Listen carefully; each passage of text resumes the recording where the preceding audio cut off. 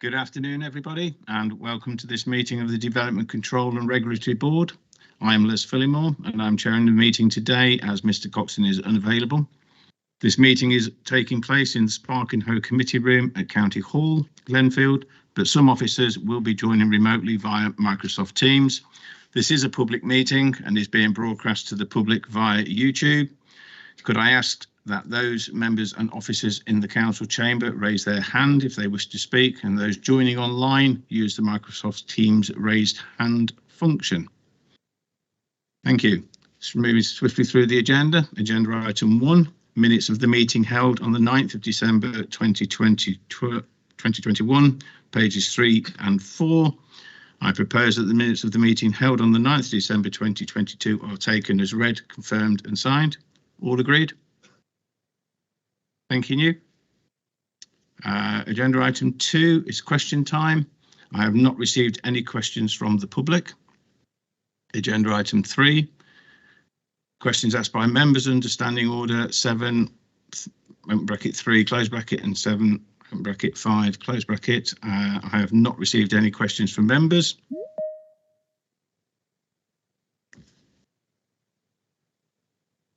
Good. Okay. Agenda item 4. To advise of any other items which the chairman has decided to take as urgent elsewhere on the agenda. There are no other urgent items.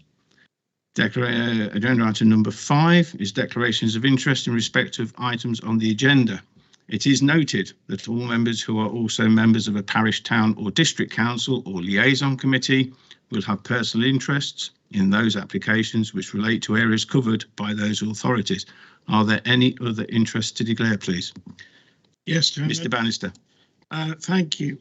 It's in relation to agenda item 7 with regard to the planning application, which is situated in the parish of Charles. That the background to my declaration is this, that I am chairman of the South Leicestershire Conservative Association. I note that the MP in respect of that constituency has written with regard to concerns in relation to that application. I'm also under the belief that one of the 54 objectors is the president of our association who lives in the locality.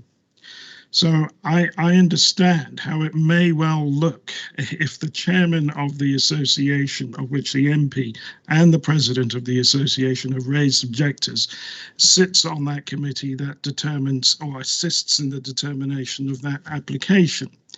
So what I am going to do, Chairman, is declare a non-registrable interest, which a reasonable member of the public, knowing all these facts, may well believe that it could affect my view with regard to the determination of that particular application. Although I stress I have an open mind in respect of that application, I am aware of how it may be perceived to members of the public, and for that reason I will not participate in the debate. I will not vote on the debate, and with your permission, Chairman, I would like to leave the room when that item is discussed. Thank you, Mr. Bannister. Your request is noted and agreed. Thank you. Any other declarations? Thank you.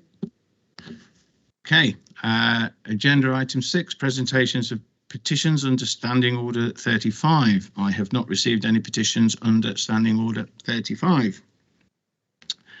Moving on, agenda item 7 is to consider the report from the executive on planning applications, county matter applications, application for the BMI group, the variation of conditions of planning permission, reference 2017/1380/03, brackets 2017/CM/0237/LCC. To allow the tile works to continue the manufacture of roof tiles and associated operations and activities and uses, and import sand via the highway for a period of up to 2 years, but not beyond 31st of December 2030, following cessation of operations at the processing plant of the adjacent Coates Batch Showell Quarry Processing Plant, Showell Tile Works, Gibbon Lane, Showell. There are speakers representing the applicants, and we have 2 representations from parish councils, I believe. Yes, and I believe we are taking the parish councils first. Yeah, so yeah, okay, and then we will invite Andrew Somerville from the applicant, is it? Yeah, okay, thank you. Right, so presentation, so I'll hand over to the officers. I think Brian O'Donovan is going to present. Brian, over to you. Sorry, thank you, Chair. Good afternoon, everybody, and let me know if there's any IT issues. The application before you today is for the variation of conditions of planning permission reference 2017/1380/03 to allow the tileworks on Gibbon Lane shall to continue the manufacturing of roof tiles and all associated operations with this and import sand via the highway for a period of up to 2 years, but not beyond the 31st of December 2030, following the cessation of operations at the adjacent processing plant. The most critical aspects of the proposed development for consideration are the acceptability of the continuation of this use in this location for a temporary period without the link to the adjacent quarry should the activity cease prior to the aforementioned date, the delay to the restoration of the site and the impacts upon the highways network as a result of increased HGV movements and the importation of sand. It should be noted that the existing permission allows a wind down period of 1 year. However, this does not enable the importation of materials from elsewhere. The buildings, structures, manufacturing processes within the site itself, these are to remain unchanged by the proposals. Officers have made their recommendation based on a weighted consideration of policy conflict versus the benefits of the proposed development. As you can see in this slide, the tileworks outlined in red on the screen, it's been present in this location in one form or another since the 1960s, having benefited from a series of temporary plan permissions justified by the link between the tileworks and the adjacent sand and gravel quarry. The facility is located here to make use of that sand extracted from the adjacent quarry, having originally been owned and operated by the same company. The tileworks were sold off to a third-party company in 2007. The principal plan permission for the operation of the site was granted in October 2019. This permission allows the retention of the tileworks until 31st of December 2030, or on the date 1 year after the permanent cessation of quarrying activities at the adjacent plant or the cessation of tile manufacturing. The officer's report for the extant permission was specific in its reasons for allowing the acceptability of the tileworks to continue in this location. The report outlined the following. The site is in a rural area where planning permission would not normally be granted for the erection of industrial or associated buildings. This permission is granted for a temporary period only and for specific use having regard to the special circumstances relating to the close proximity to the source of aggregate raw material required in the manufacturing process.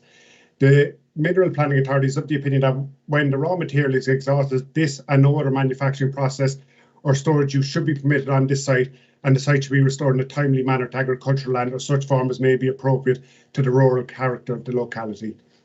In the wider context, as can be seen from the site location plan on the screen, the tileworks is located to the south of Gibbon Lane, and this is also the main point of access to the site.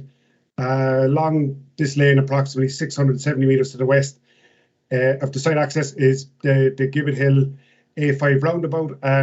This is accessed by vehicles and HGV users from Gibbon Lane, the A426 Rugby Road, and the A5. As can also be seen on the screen, Shaw Village is located to the southeast of the application site, approximately 900 metres away. This slide shows the immediate context to the application site, again outlined in red. The tarmac-owned quarry and associated development is located immediately adjacent to the east and west. Extraction is currently ongoing to the west of the site. The landfill and ongoing restoration schemes are taking place directly opposite across Gibbon Lane to the north, and the former composting facility is located to the northeast. Again, within the wider context, the A5 Shaw Village, Gibbon Hill A5 roundabout are all visible. It's evident from the aerial picture that the application site is viewed generally within the wider context of the quarry, and the industrial style development is acceptable currently due to the ongoing adjacent activities. However, the wider context is clearly defined by its more countryside location with agricultural fields, pockets of woodland, and the rural village of Shaw all evident within this image. As has been noted, the proposal intends to decouple the tileworks from the quarrying activities for a period of 2 years should the quarry cease prior to December 2030. In relation to planning policy, the most pertinent policies would be policy M13 of the Leicestershire Minerals and Waste Local Plan that states that planning permission for ancillary industrial development within or in close proximity to mineral sites will be granted, provided that it is demonstrated that there is a close association with the mineral site and there are environmental benefits in providing a close link with the extraction site. Where permission is granted, the operation and retention of this development will be limited to the life of the permitted reserves. Policy GD3 of the Harbour Local Plan supports mineral and waste development and thus associated ancillary development outside of existing settlement boundaries. Policy DM12 of the Leicestershire Minerals and Waste Local Plan sets out restoration, aftercare and after use guidance. Essentially, this outlines that quarries, following the cessation of quarrying activities, these should be restored and facilitate at the earliest possible opportunity and limit operational impacts, temporary workings, and subject to progressive restoration. And this is further re-emphasised within paragraph 211 of the NPPF, stating that planning authorities should provide for restoration and aftercare at the earliest opportunity. Officers have considered that the proposal would not adhere to these policies, as outlined in detail within the officer's report. Whilst the extent of the harm is reduced by the temporary nature of the proposal, officers' views are that this would not outweigh the harm caused by the decoupling of the site from the mineral use and discordant appearance of this industrial facility in this countryside location. The photograph on screen currently, this is taken from the eastern approach to the access of the application site, looking towards the main entrance. This is from the Shaw village side.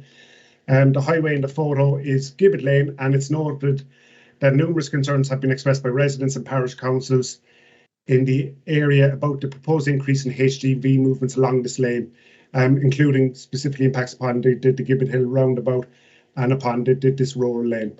To note, the proposal includes amending HGV movements from the extant 240 movements per week to 480, and then at the point that quarrying activities cease, this would increase to 600 HGV movements per week. It's noted that the local highway authority and National Highways have reviewed all the submitted information. This has been outlined in detail in the officer's report. They have not identified any unacceptable level of harm in relation to highway network impacts and highway pedestrian safety. Therefore, this does not form part of the recommended reasons for refusal. Again, this is just a picture, a closer proximity to the eastern approach to the application site. Just to note, the extant permission incorrectly identified that directions that the HGV should exit the site from. The application has sought to rectify this matter by changing the wording from right to left. The local highway authority and National Highways have no objection to that. In fact, it would be a benefit. The next image is just an image facing the other way, facing east towards Shaw itself, along Gibbon Lane. This image shows the main entrance to the application site. It sort of highlights the industrial style of the site and the various buildings that are located throughout. In conclusion, the applicant's views are that there's no identified policy conflict as a result of the proposed variations of conditions, as has been outlined, in terms of the policies that have been referenced. Officers are viewed that this will constitute a decoupling of the tileworks to the mineral site, albeit again it's for a temporary period, and it would result in a delay to the restoration site. Therefore, officers' views are that the proposed variation will contravene policies M13 and DM12 of the Leicestershire Mineral and Waste Local Plan and policy GD3 of the Harbour Local Plan. The applicants have also outlined that if it were deemed to be a policy conflict, that the economic benefits would outweigh any identified harm, and these have provided details of their view of the economic impacts and the wind down period that is required to enable an efficient wind down and relocation for the site. As has been outlined in the accompanying report, whilst the applicant's position is acknowledged, officers consider that the application site has always had a finite lifespan for its use of the tileworks, and repeated decisions have clearly set out that its continuation is intrinsically linked to the lifespan of the adjacent quarry. The only justification for this use in policy terms is the ongoing quarrying activities. Whilst it's understood the applicants at the behest of a third party, in terms of the mineral cessation, this is an established situation. As of current information, we understand that these activities will be ongoing until at least mid 2023 at the adjacent quarry. Therefore, the proposal would see the decoupling of Tileworks from adjacent mineral operations and will represent a standalone industrial facility in an area identified as countryside as per the Harbour local plan. And the proposal would result in a delayed restoration of the application site, albeit this wouldn't be an overly significant period of time. And it would include additional HGV movements following the cessation of quarrying activities with concerns in relation to sustainability. Therefore, the proposal will have an unacceptable impact upon countryside and landscape. Whilst the proposed benefits are important considerations, officers view that they're not sufficient to outweigh the harm identified. Therefore, officers recommend that the application is refused. Okay, thank you, Mr. O'Donovan. Could I invite the first representative, and that is a Mr. Edmund Hunt from Cottesbatch Parish Council, please, if you're there. Hello, Yeah, I'm here. okay. Mr. Hunt, you will have 2.5 minutes to speak, and I think probably 30-second warning. Yeah, so when you're ready, Mr. Hunt. Thanks, let's go for it. Thank you very much, Chairman of Cottesbatch Parish Council. I'm representing for the opportunity to speak against this proposal. Just first up, Cottesbatch and Showell have been working together on this and speaking as one voice. And Howard Jones, as the chair of Showell Parish, is also speaking, but we're going to cover separate reasons for refusal today in our brief explanation. So to start, I mean, this facility was originally granted planning permission as an exception to the planning policy, despite being in a rural agricultural location because of its proximity to the adjacent quarrying of raw material, as Brian's been explaining. And the many previous site extensions have been granted on the basis of that proximity. And LCC's policy M13 is very clear, as Brian also was saying, that the tile factory is only permitted whilst most of its raw materials are being supplied from the adjacent quarry. Indeed, a previous attempt at securing permanent status of the operations was refused by LCC for this reason, and therefore the operation cannot and should not be running when there is no adjacent quarry on that basis. The applicant has already had several years' notice that the quarry would be closing in the near future, and the condition to stop operations has been in their planning consent for decades indeed. The existing planning permission makes more than adequate provision for relocation, and it was confirmed as recently as 2019. Now, furthermore, this community in particular, ourselves, was asked to waive a legal agreement with LCC that protected the land between Coatesbatch Village and the quarry. And that land is now due to be quarried over the next 2 or so years, following a recent planning approval. 30 seconds left. And in doing so, this community has already agreed to a 2-year extension of the life and therefore given 2-year extension to the tile factory. So we accept that we have to have mineral deposit excavation nearby, and indeed we have many other industrial activity nearby. We want to return the rural character of this area as soon as we can. So this proposal that you're seeing before you is an unnecessary delay on top of already existing generous extensions. Okay, thank you, Mr. Hunt. And could I now invite Mr. Howard Jones from Showell Parish Council, please? And the same applies, 2.5 minutes. Thank you. Good afternoon. Thank you, Chair. Thank you for the opportunity to speak on behalf of the Showell Parish residents against this proposal. I would like to briefly emphasise the importance to our parish of the Mineral and Waste Plan Policies DM1 and DM12 in particular, so the board can give these appropriate weight in your consideration of this proposal this afternoon. In the timescales between the quarry first being permitted and the eventual end of the landfill, we would have had many major developments encircling our rural villages, major motorways, extensive logistics parks, wind farms, solar farms, and so on.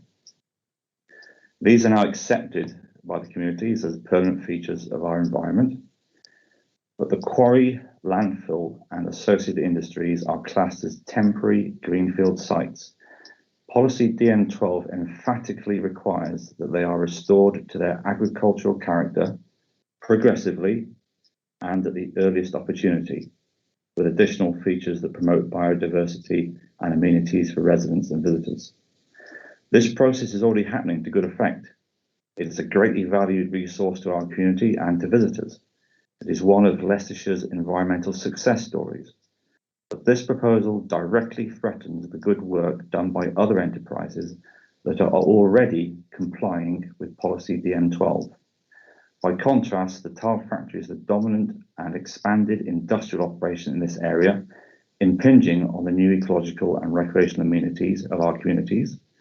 Its excessive tower floodlights extend to the adjacent ecological sites, the village and surrounding countryside. The amount of litter from the site in our hedgerows would not be tolerated in an urban environment, and the HGV movements beyond what is permitted contribute to the Gibbon roundabout congestion and the strategic network traffic diverting through our village. It is an increasingly obvious anomaly in an unsustainable location, more so as the quarrying 30 seconds left. We're asking the board not to compromise clear planning and environmental policies such as DM1 and DM12 to the detriment of our community and the rural environment in order to accommodate an unjustified extension to this temporary operation. Thank you very much. Thank you, Mr. Jones. May I now invite Mr. Andrew Somerville from Nexus Planning on behalf of the applicant. If you'd like to take a seat. And when you're ready, press the button at the centre at the bottom and you will have 5 minutes to speak, and Ewan will provide a 30-second warning. Thank you.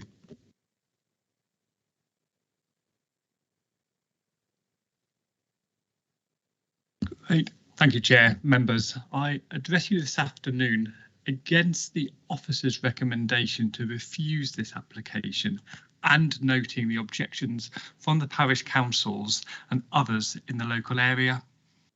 But this resistance to what the application proposes overlooks, in simple terms, what it is seeking to achieve. The objections, in my view, do not correctly balance the minor delay in the closure of the tile works and the restoration of the site of just 1 year, with the benefits to local jobs and the wider construction supply chain in being able to manage the wind down process in an orderly way.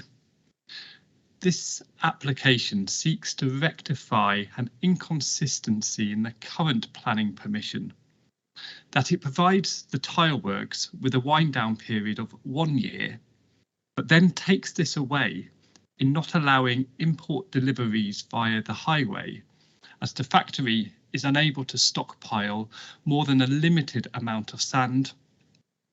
This position would force the almost immediate closure of the tile works with an unnecessary shock to jobs and supplies. This should be resolved. Instead of this position, BMI has presented its plan and programme of how it would need to reorganise its production facilities to manage the orderly closure of the tile works at Showell. To manage its business, to protect jobs and supplies, the reorganisation of BMI Group to cover the loss of the tile works requires 2 years from the closure of the adjacent quarry, rather than the 1 year already recognised in the planning permission, but actually that 1 year is no more than a few weeks. It is this that we are asking the Minerals and Waste Authority to agree to. In the context of a production facility that has stood on the site for some 60 years and provides valuable employment across the area, this, in our view, is a reasonable and justified request. Of course, the delay in the closure of the tile works would have some negative impacts. There will be some additional vehicles on the road network resulting from the tile works, and there would be a delay in the clearance and the restoration of the site. But these vehicle trips would be for a temporary period of time, and only once the adjacent quarry has closed, thus removing the trips from that adjacent quarry. The trips would not pass through the nearby villages, and no objection has been raised by the Highways Authority or National Highways. A 1-year delay in the restoration, in our view, we consider to be minor within the wider context. Against the limited downside, we say, the economic and social benefits of development are significant and must carry that weight. We consider, therefore, that the planning balance firmly supports the approval of the variations of the conditions sought. Therefore, should you also disagree with the committee report, I invite you to defer this application to allow BMI Group to engage further with officers. Thank you, Chair. Thank you, Mr. Summer. If you just stay seated for one moment, I'll just see if any members have any points of clarification with you, Mr. Charlesworth. Thank you, Chair. Yeah, I'm sure I heard you correctly. You said that if the recommendation goes through as approved, that the tile works there'd be a cessation of work almost immediately. As soon as the quarry processing plant shuts, that the tile works would have to close almost immediately because of the restriction in the import of sand via the highway. Yes, but we've no idea when the quarry works will cease yet, have we? There are dates that have been banded, but we have no certainty. We have no certainty. Thank you, Mr. Charlesworth. Any other points of clarification from members? Mr. Nicolaou. Thank you. I'm sure you have mentioned this, but I missed it. How many people are employed? It's just over 100. Thank you. Thank you, Mr. Nicolaou. Mr. King. Thank you, Chairman. I had a couple of questions. Did I hear you right in saying that the production facility has been on site 60 years? Yes. 60 years, okay. And just the second point was, in the report it talks, and I think what I've read is there's talk about if you were to shut very suddenly, it would have an impact on the UK construction market. Are you able to just expand on it? It says, it does say that. Yes, it does. What impact would that have? If you just explain that, please. BMI are one of the largest manufacturers of roofing products in Europe, and they make specific tiles through the Redland brand that are widely used by the UK construction house building industry. And there are specific tiles made in Shawwell, I think it's the Redland Duo plane, that are widely used and are widely used by the house building industry across the UK, and therefore that is part of the shock, and that is part of the reorganisation that BMI would have to undertake to properly manage the closure of the tile works, which has increasingly become an important manufacturing facility within the kind of heartland of the UK. Okay, thank you. Members, just to remind you, we are merely seeking points of clarification, not entering into long discussions and debates on this matter. So, Mr. King. Yeah, I'm grateful for the clarification on that important point. Thank you. Thank you. Any more questions from members? Mr. Thank you very much, Chair. So I think just to clarify from one of the reports, it was mentioned that the quarry was going to continue for another 2 years. Is that firm, or is that a flexible date? Some confirmation on that would be good. And also, your client's obviously been aware that this is coming. What preparations have they made, and why aren't they better prepared for it? So your first question in relation to the closure of the tarmac quarry, there has been dates that BMI have been told kind of over a long period of time. Those dates keep changing, they keep being prolonged, and the reason BMI consider they are unable to start with the closure programme before they actually see the quarry processing plant closing.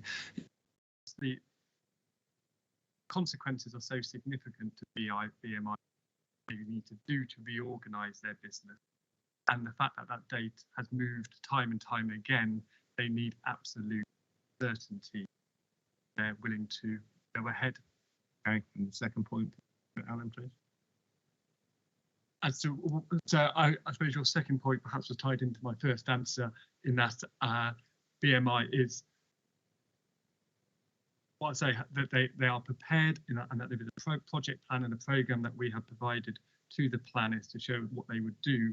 They're not able to start that until there is absolute certainty of when the processing plant does close. Okay, thank you. Any further points of clarification from members? Okay, thank you, Mr. Somerville. You may take your seat. Right, members, we now open up the debate and discussion for you and with officers. So, members, any questions? Mr. King. Yeah, thank you, Chairman. So first of all, I just want to make the point that as putting my other hat on for a moment, as leader of Harborough District Council, I'm actually the economic development portfolio holder. I just want to make the point there has been no discussion with me by the Economic Development Service Manager, who has made a submission into this report about this application, nor from the planners at Harborough District Council. So I just want to make that point, that I haven't had any discussion with them about it, but I'm not sure whether that impacts on my ability to take. Can I just invite Mr. Walters to explore that one, please?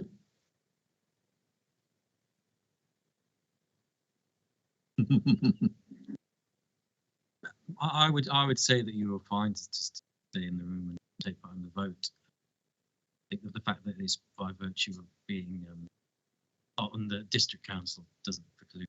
No, I mean, very clear. There's been no discussion with me about it. I've had no input to any of the comments that have come back.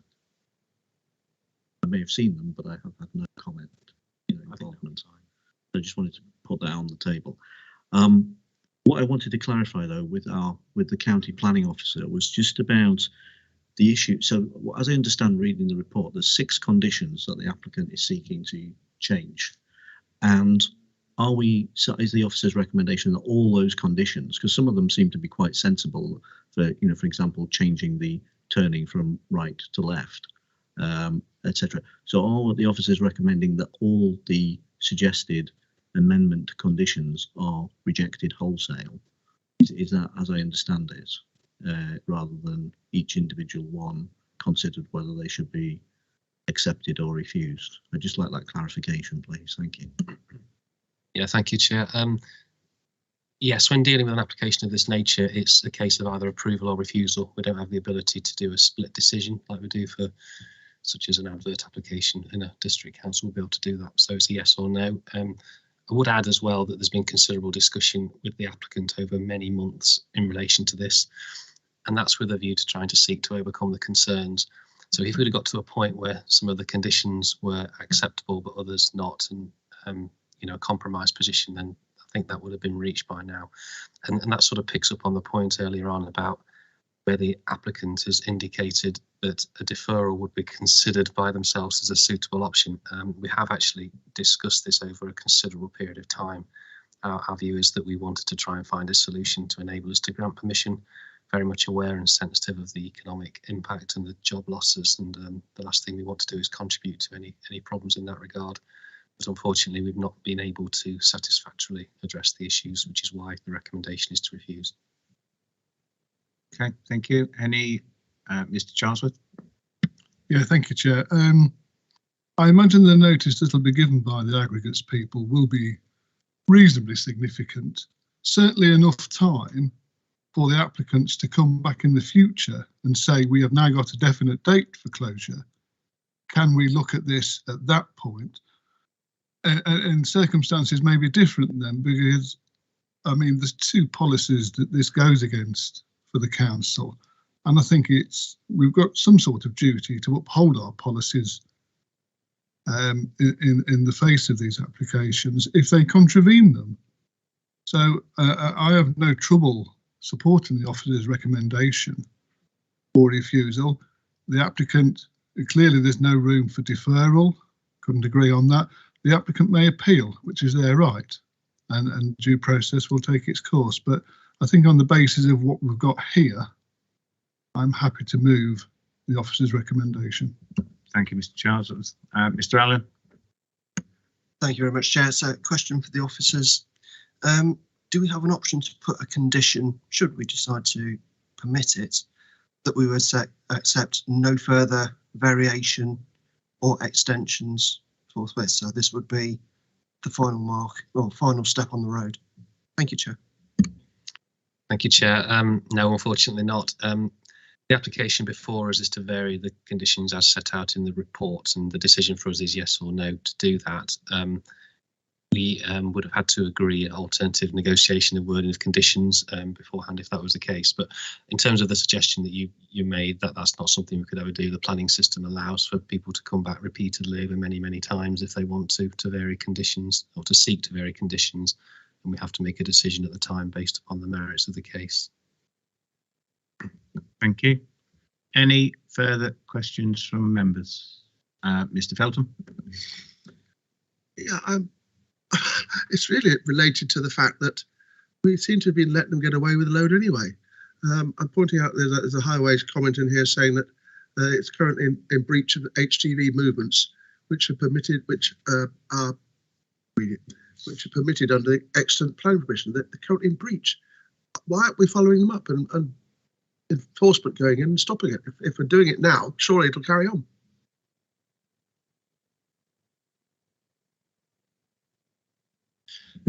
Yeah, thank you. If I can just pick up that point, it's a very valid point, and the existing planning permission does have controls on HGV numbers, and this application seeks to partially regularise the fact that HGV numbers are in excess of their current permission, and it's acknowledged in the information that's being provided as part of this application, and permission has been sought for it. I think that one of the main reasons that action hasn't been taken to date is because we've been entertaining an application which may or may not have regularised that matter. So we weren't in a position to take action on HGV matters for something that was ongoing and may regularise the matter. I think another point to highlight is that taking away the fact that this is recommended for refusal, the HGV movement element of it does not have an unacceptable impact on the highways. So in terms of the kind of expediency of taking enforcement action, we have, we are aware of the impact that it has, and it's not something that is on its own deemed to be unacceptable. Okay, any further questions? Any final questions? Okay, members, thank you. The agenda item has been debated. We have a recommendation from Mr. Charlesworth to support the officer's recommendation to refuse the application. Is there a seconder? Mr. Lovegrove, thank you. Can I take the vote? All those in favour? Those against? Any abstentions? I'm up for. Abstention noted, Mr. King, thank you. Okay, so application 2017/1380/03 is refused. Thank you, members. Thank you, officers.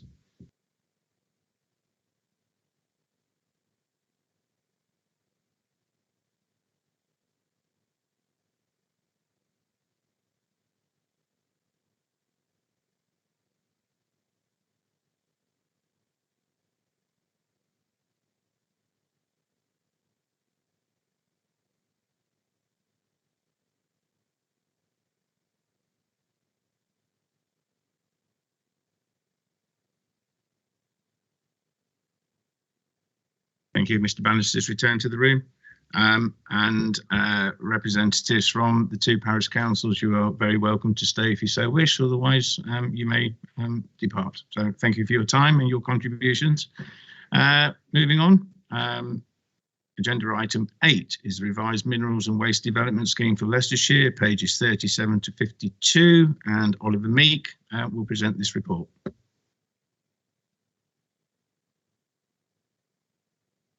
Thank you very much, Chairman.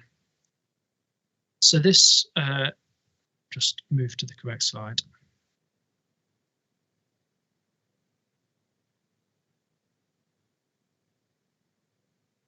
Thank you, Ewan. This report relates to the production of a new minerals and waste development scheme. So local authorities need to prepare, maintain and publish a document that establishes the programme for the production of planning policy documents. In the County Council's case, this is the Minerals and Waste Development Scheme. Such documents are often referred to as local development schemes, an LDS, and that includes the County Council's previous development scheme.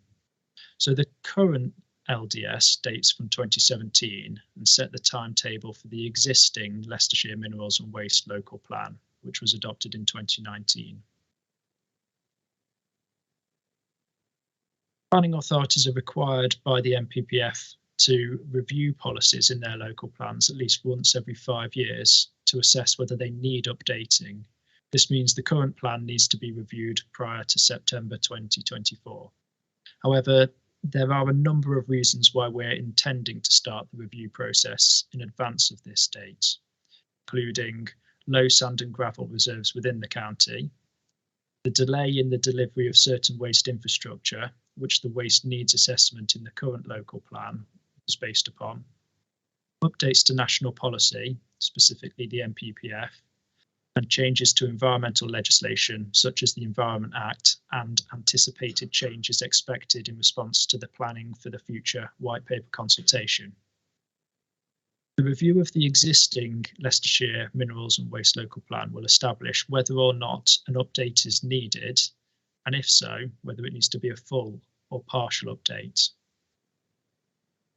The Minerals and Waste Development Scheme, which is attached as an appendix, sets out the timetable for the review of the plan without making any assumptions as to its outcome and whether the plan will need to be updated. And Table 1 within the appendix sets out the proposed timetable with the outcome and recommendation of the review process expected to be reported to DCRB in November before being presented to Cabinet in December 2022. If the findings of the review result in the need to update the Minerals and Waste Local Plan, a new development scheme will be presented to DCRB and then to Cabinet in spring 2023. That's the presentation. That's a quick highlight. I'm quite happy to answer any questions. Thank you, Oliver. Any questions? All members are required to do today is just accept the report. Everybody in favour? Thank you.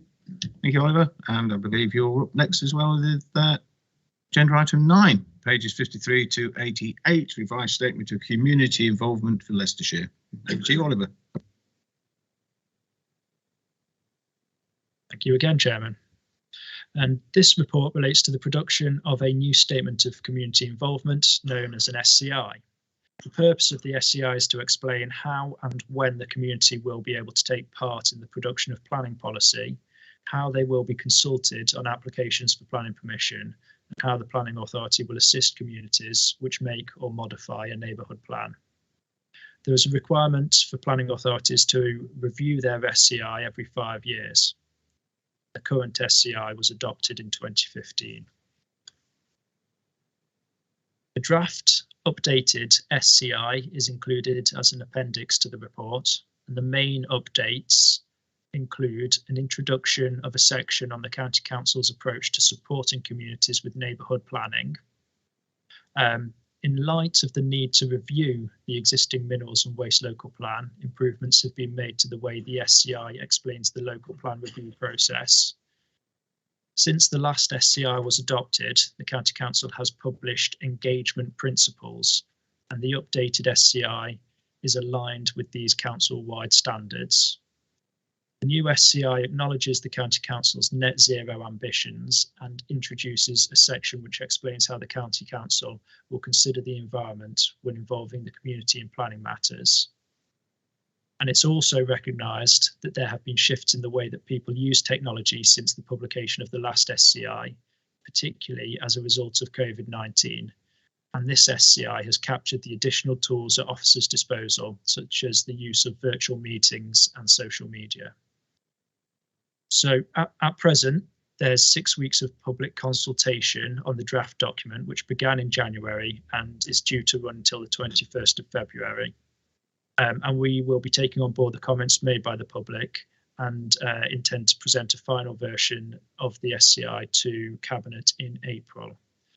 So as part of the ongoing consultation, the Development Control and Regulatory Board is asked for any comments it may have on the SCI. Thank you, Chair. Thank you, Oliver. Same applies. Members are really looking to ask any questions and then accept the officer's report. Any questions from members? Okay, I've only got one. I haven't got one actually, Oliver, if I may.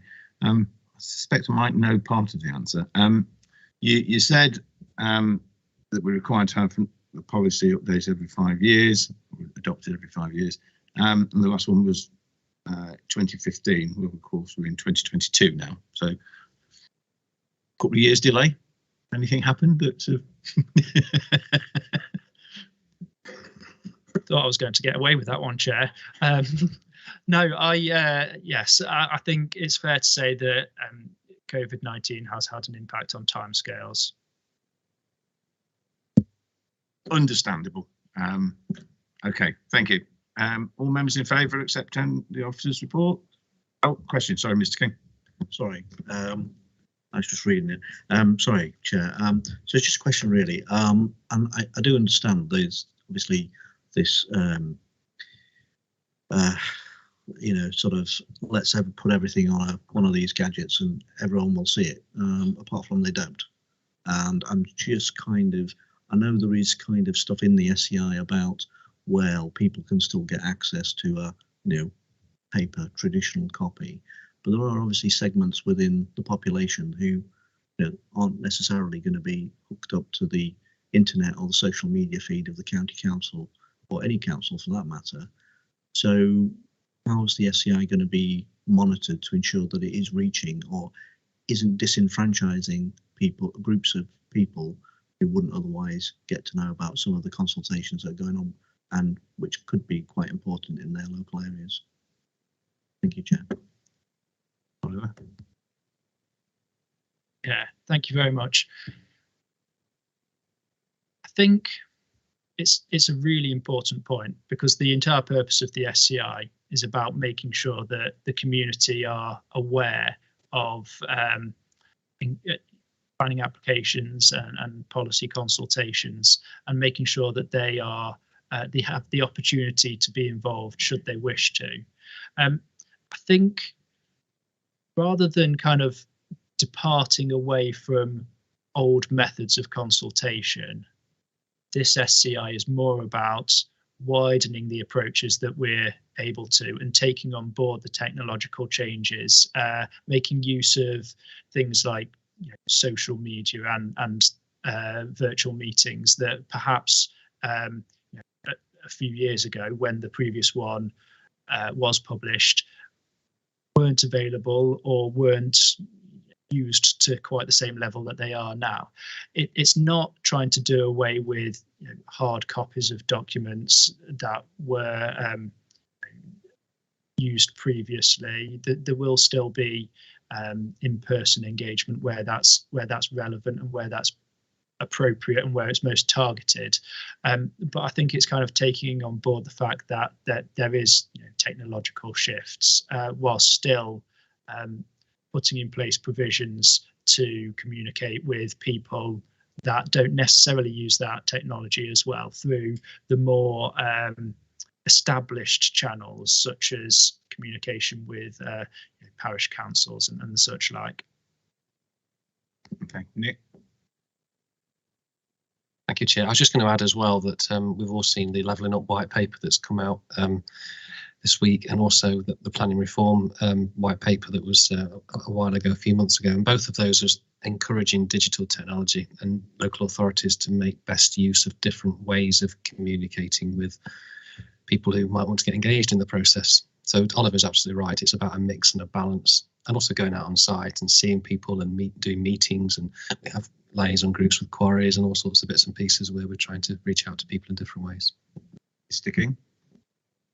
Yeah, look, I understand all that. What I wanted to try and drill down on is how is it monitored to ensure that you are engaged, you know, that engagement has been satisfactory, because you could carry out an engagement and no one responds, or very few people respond. So I suppose I'm just trying to understand, does then the SEI, the process, what you're doing, get altered, or do you just carry on as you are and no change? It happens because obviously, you know. And the other thing was just this bit about technology. That's fine, apart from in some of our rural parts of the county, there isn't sufficient power in the internet or on the mobile phone system for many communities and many people to actually download documents, big files, etc., and actually interact in that way. So whilst, you know, in many areas there are still areas, and particularly some of the more isolated areas where there might be very handy quarry sites and that might want to emerge, which might struggle with some of that. So it's just something, you know, I'm sure you're aware of all this, but I just wanted to make the point that, you know, obviously it's something, you know, how do we monitor it to make sure that it is working, it is actually doing what you're telling us it's meant to do. Thank you, Chair. Thank you, Mr. King. I think the last bit, one bullet point on Oliver's presentation is members' comments are sought ahead of reporting to Cabinet. So you have some thoughts there, officers. And I think for me, perhaps picking up on the points that Mr. King raises, it's something like 25% of our community is still digitally excluded, and perhaps the approach needs to be more explicit within the document. Would that help you, Mr. King? I'm not unhappy with what's there. I just think we need to just be very clear about the expectations, if I can put it like that. Okay, thank you, Mr. King. And referring to Oliver's presentation, if members want to contribute to the discussion and the debate, I'm sure we will welcome your email correspondence, and we'll take it into due consideration. So, apart from that, any final questions? Okay, members happy to accept the officer's report? Thanking you. Okay, thank you, Oliver. Right, agenda item 10. Delegated enforcement notice issued 1st of October 2021 to the 31st of December 2021, pages 89 to 90. And I believe, Nick, you wanted to add some information to this. Yeah, just an update on this one. So this is where we served a breach of condition notice at the site at Pebble Hall back in December. Since then, we've monitored the site to check that it's been complied with, and yeah, we're pleased to say that it has. This is about installing a monitoring equipment, an automatic traffic counter to monitor the movement of HGV vehicles going in and out of the site. It was raised to us by local residents, and yeah, we're pleased to say it has been complied with, and that will allow us to now keep track and monitor and make sure that the number of permitted vehicles is within the amount that's within the planning permission. The residents have been notified and they're happy. So thank you. Thank you, Nick. Any questions? Okay, members happy to accept the officer's report? Thank you. Moving on then, so it is agenda item 11, delegated decisions issued 1st of October 2021 to 31st December 2021, pages 91, 92. Oliver or Nick will answer any questions from the floor. There are none. The report is noted. Thank you. Right. Agenda item 12 is delegated decisions for works to trees protected by Leicestershire County Council tree preservation orders 1st of June 2021 to the 31st of December 2021, pages 93 to 100. The report is to note. Tree Officer Jason Peach is online to answer any questions. Any questions from the floor, please?